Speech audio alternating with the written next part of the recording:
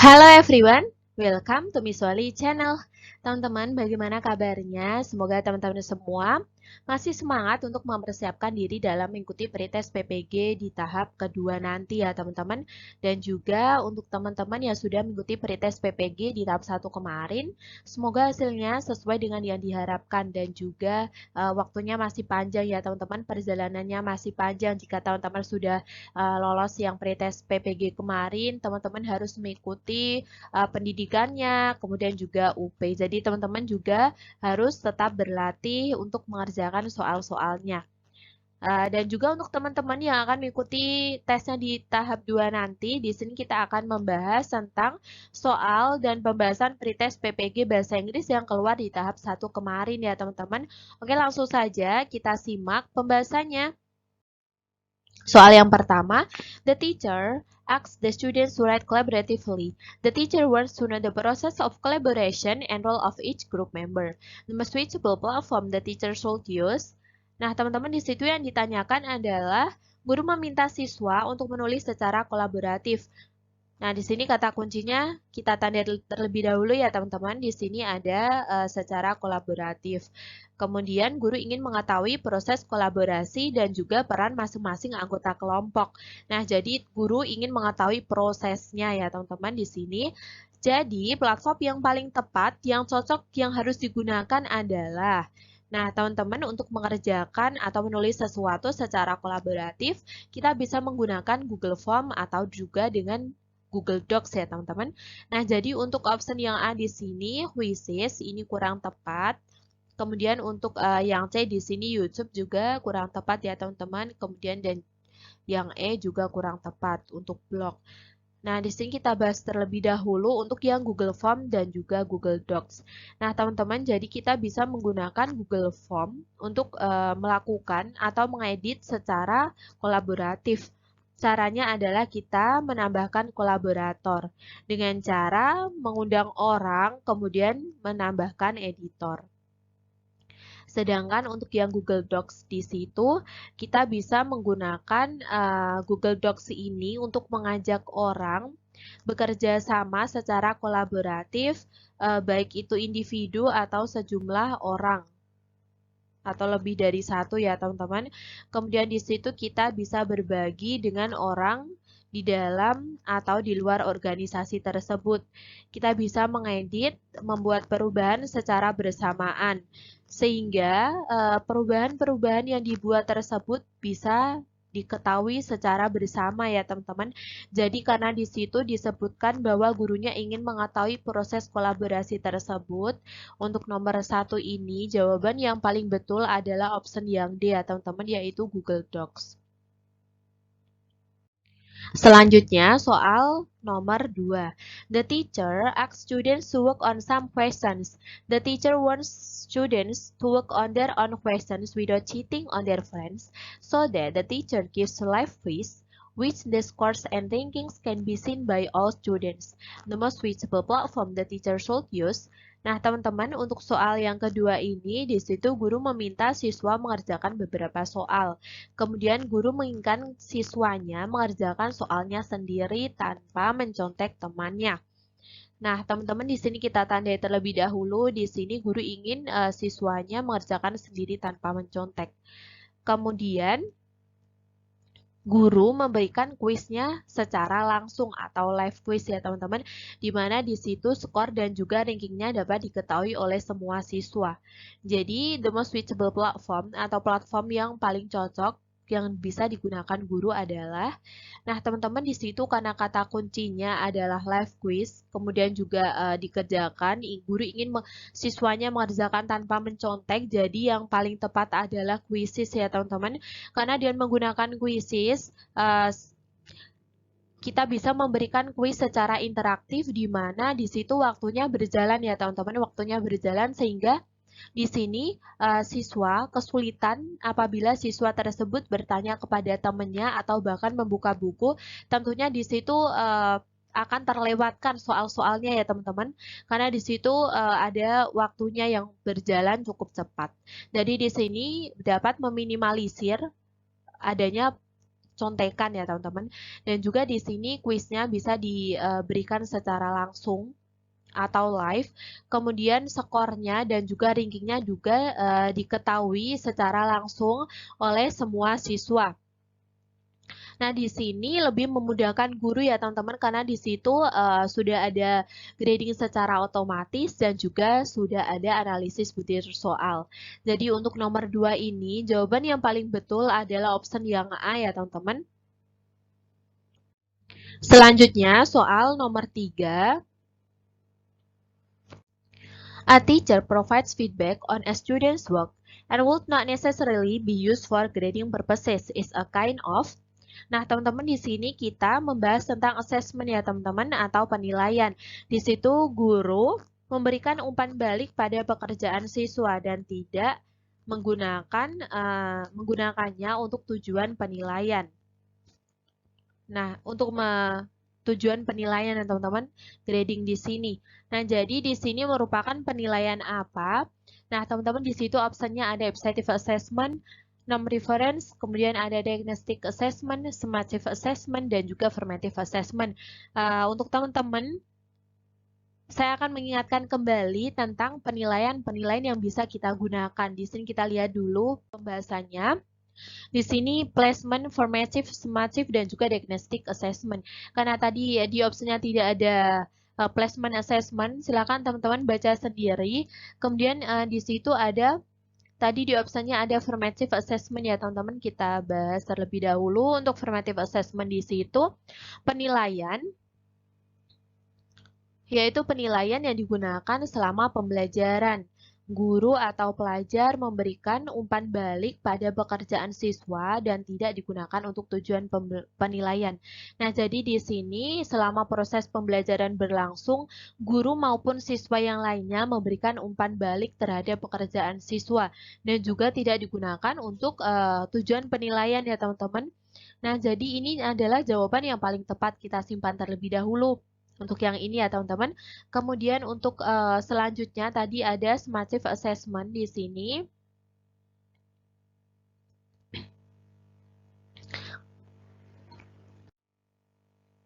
Nah, di sini summative assessment merupakan penilaian untuk mengukur hasil belajar siswa yang biasanya dilakukan di akhir semester, kemudian di akhir kelas atau tahun akademik untuk memberikan nilai terhadap siswa. Nah, biasanya ini bisa lulus ataupun gagal ya teman-teman, yang tujuannya adalah untuk melaporkan hasil tersebut kepada siswa, kemudian orang tua, dan juga sebagai administrasi ya teman-teman. Di sini misalnya adalah tes, ujian, atau proyek. Jadi ini bukan merupakan jawaban yang diminta. Yang selanjutnya, tadi ada diagnostic assessment ya teman-teman. Diagnostic assessment berkaitan dengan seluruh kesulitan yang terjadi selama proses pembelajaran ya teman-teman. Jadi di sini contohnya adalah penilaian diri. Yang selanjutnya di sini ada objektif and subjektif. Karena tadi tidak ada di optionnya, kita skip. Untuk teman-teman yang ingin belajar tentang ini, silakan teman-teman screenshot ya teman-teman. Yang selanjutnya, kita lihat di sini ada penilaian yang mengacu pada kriteria atau criterion reference. Tadi ada ya teman-teman, kita baca terlebih dahulu untuk criterion reference di sini. Nah, di sini terjadi ketika kandidat diukur terhadap kriteria yang ditentukan dan objektif untuk menetapkan kompetensi seseorang apakah dia dapat melakukan sesuatu.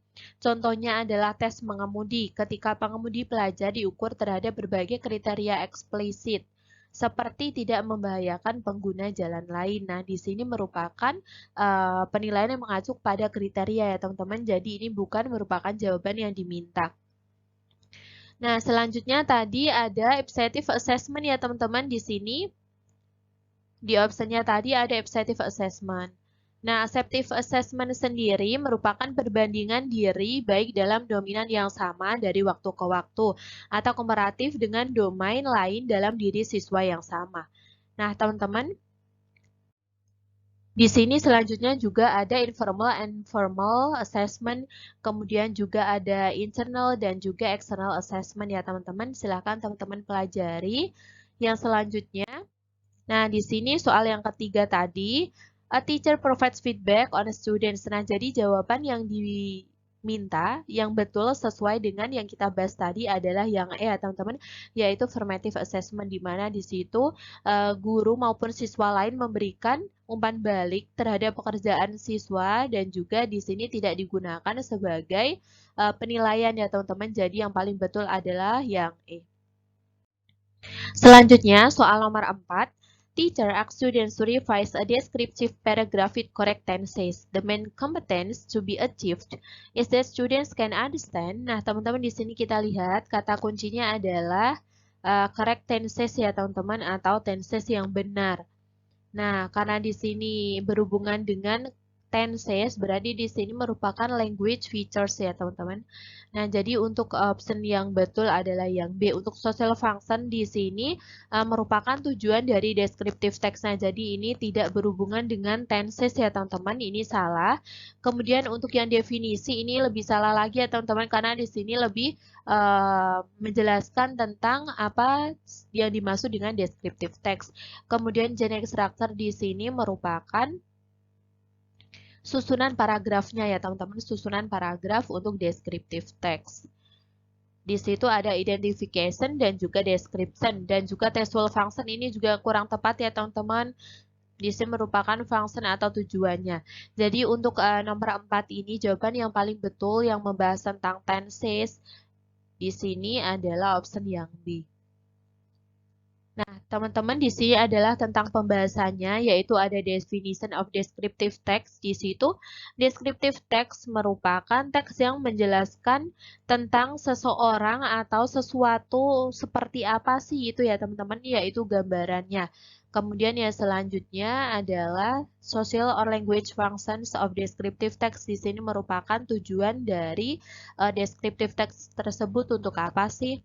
Kemudian yang ketiga di sini ada generic structure of descriptive text. Di sini merupakan susunan kalimatnya ya teman-teman, susunan paragrafnya. Di situ untuk paragraf yang pertama merupakan identification, yaitu penjelasan secara umum. Kemudian yang B adalah description atau deskripsi gambaran tentang sesuatu yang sedang dijelaskan. Di situ termasuk karakteristiknya, appearance, kemudian personality, habits, dan sebagainya. Kemudian yang keempat adalah language features of descriptive text. Nah, di sini teman-teman kita lihat ada using simple present tense, karena di situ pertanyaannya adalah menggunakan tenses yang tepat, berarti ini merupakan language features ya teman-teman. Kemudian di sini juga ada using action verbs, kemudian using simple past tense. Oke, teman-teman, selanjutnya soal nomor 5 sekaligus soal yang terakhir ya teman-teman. Di sini kita baca, students can analyze the orientation series of events in chronological order. Person remark on the orientation, learning objective for indicator.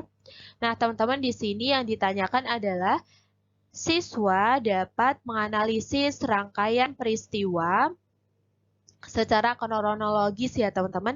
Di situ komentar orang tentang reorientasi. Tujuan pembelajaran untuk indikator tersebut adalah, nah teman-teman di sini kita bahas terlebih dahulu, ada option yang A di situ language features of advertisement, kemudian ada generic structure of narrative. Nah, karena di sini merupakan kata kuncinya kita tanda terlebih dahulu, di situ ada the orientation series of events secara chronological order ya teman-teman, secara runtut. Jadi ini merupakan generic structure ya teman-teman, bukan language features. Kalau language features lebih ke unsur kebahasaan yang digunakan, sedangkan generic structure mengacu kepada susunan paragrafnya.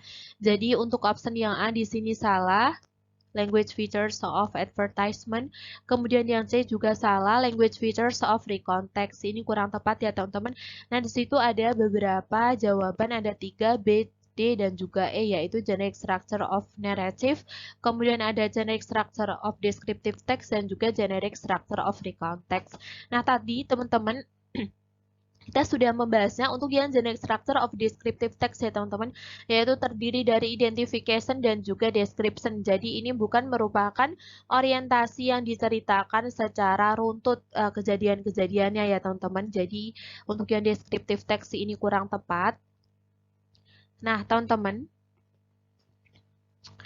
untuk generic structure of narrative text, di sini untuk yang generic structure of narrative text, di situ terdiri dari orientation atau pendahuluan ya teman-teman, kemudian complication atau masalahnya, kemudian resolution adalah penyelesaian dari masalahnya, kemudian reorientation merupakan di sini moral value ya teman-teman, atau nilai-nilai yang bisa kita ambil dari cerita tersebut. Jadi di sini kurang tepat ya teman-teman. Untuk yang di situ generic structure of recontext. Untuk recontext sendiri ini lebih mengacu kepada chronological order ya teman-teman, yaitu peristiwa yang diceritakan secara runtut. Karena di sini biasanya recontext merupakan pengalaman dari penulis atau juga bisa berupa factual recontext ya teman-teman. Nah, jadi di sini untuk rekonteks, kejadiannya harus diceritakan secara runtut. Kita tidak boleh menceritakannya terpisah-pisah ya teman-teman, terpisah-pisah atau dari A kemudian ke C, baru balik lagi ke B, dan seperti itu. Jadi untuk nomor 5 ini jawaban yang paling betul adalah option yang E. Nah teman-teman, agar lebih jelas kita simak pembahasannya. Di sini generic structure of narrative text, di sini orientation atau introduction di sini menceritakan sesuatu secara umum. Siapa yang terlibat di dalam cerita tersebut, kemudian juga kapan terjadinya dan juga di mana. Nah, biasanya di sini juga menceritakan tentang karakter atau kebiasaan dari tokoh-tokoh yang akan diceritakan tersebut. Kemudian yang selanjutnya ada complication. Nah, di sini merupakan konflik atau masalah yang terjadi di antara peristiwa tersebut ya teman-teman, di antara partisipan tersebut, orang-orang yang terlibat di dalam cerita tersebut. Kemudian yang selanjutnya ada resolutions, yaitu menceritakan tentang bagaimana mereka menyelesaikan permasalahannya. Kemudian yang reorientation di sini merupakan kesimpulan dan juga nilai yang dapat diambil atau pelajaran yang dapat diambil dari cerita tersebut. Nah, jadi di sini yang selanjutnya adalah recontext. Recontext sendiri, di sini kita lihat generic structure-nya ada orientation. Di sini merupakan pembukaan ya teman-teman, yang menjelaskan tentang di sini perkenalan dari partisipannya, kemudian keterangan waktu dan juga keterangan tempatnya di mana kejadian tersebut terjadi. Kemudian di sini ada events. Events sendiri di sini merupakan nah di sini kita lihat ya teman-teman, ada chronological order. Chronological order dari rekonteks di sini harus runtut ceritanya. Kemudian di sini juga menceritakan pengalaman dari karakter yang sedang diceritakan. Kemudian di sini yang selanjutnya adalah reorientation atau closing, merupakan kesimpulan ya teman-teman, kesimpulan atau komentar dari penulis tersebut. Nah, jadi tadi kita sudah betul ya teman-teman, untuk jawaban yang paling betul adalah generic structure of recontext. Di situ ada chronological order dan juga komentar dari penulis. Nah, teman-teman, di sini juga ada language features of recontext. Teman-teman bisa mempelajarinya untuk persiapan nanti mengikuti pretest PPG ya teman-teman di tahap 2 nanti. Oke teman-teman, sekian pembahasan kita kali ini. Semoga video ini bermanfaat. Gunakan waktu dengan sebaik mungkin ya teman-teman, karena tak terasa nanti waktunya berjalan dengan cepat. Siapkan diri dengan matang. Terima kasih sudah menonton video ini, dan jika video ini bermanfaat, yuk like, subscribe, dan juga share ke teman-teman. Thank you for watching. See you for the next video. Bye!